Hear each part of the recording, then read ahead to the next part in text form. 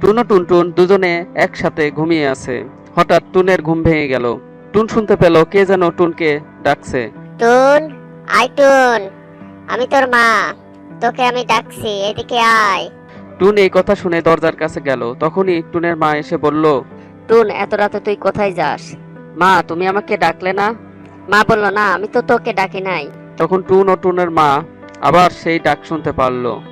টুন, আয় টুন, টুন, আমি তোর মা, তোকে ডাকছি, তুই এদিকে আয়। মা তখন বুঝতে পারলো যে টুনকে কে ডাকছে।